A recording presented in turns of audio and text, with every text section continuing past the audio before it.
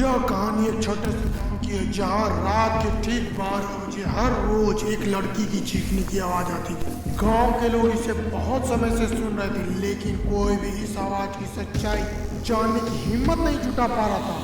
सबने यह मान लिया था कि यह किसी भटकती आत्मा की चीख है जो आधी रात के बाद गांव में गूंजती है।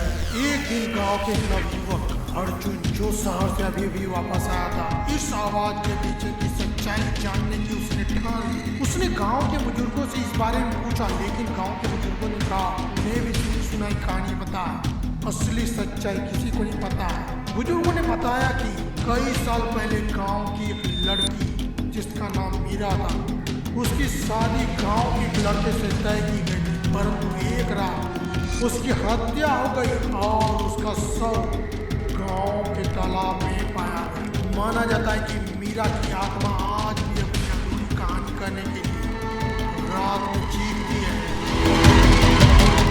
अर्जुन ने अपने दोस्तों के साथ रात में उस तालाब के पास जाने का फैसला कर लिया। रात ठीक 11:30 वे सभी लोग तालाब के पास पहुंच गए और इंतजार कर रहे थे।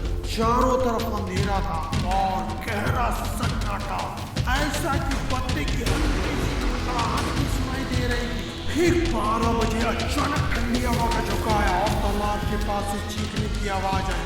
अर्जुन और उसके दोस्त ने उस आवाज के पीछे भागने की कोशिश की।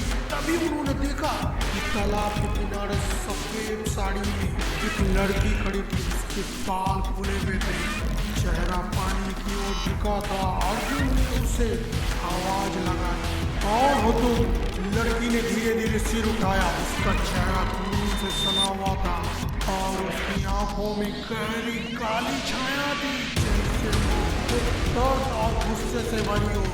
उसने एक दर्द भरी आवाज में कहा, मेरा नाम जानने से क्या फायदा, मैंने सबके भरोसे को तोड़ा जिसकी सजा मैंने पाई।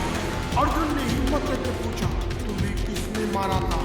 लड़की ने उसकी ओर देखा और बोला, मुझे मेरे ही प्रेमी ने धोखा दिया और मेरा जीवन छीन लिया। मैं तब तक चैन नहीं पाऊंगी जब तक मुझे न्याय नहीं मिलेगा।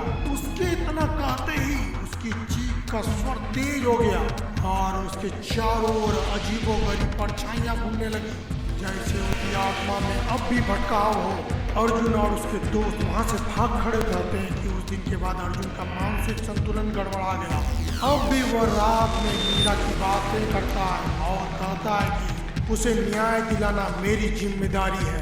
गांव के लोग आज भी रात के 12 बजे उस तालाब के पास जाने से डरते हैं, क्योंकि उस चीख में ऐसा दर्द और गुस्सा है जो हर किसी के रोंगटे खड़ा कर देता है। तो दोस्तों, आप सभी लोगों को ये कहानी कैसी लगी हमें कमेंट बॉक्स में बताएं और अपनी इस प्यारे चैनल को लाइक शेयर सब्सक्राइब करना बिल्कुल भी ना भूलें।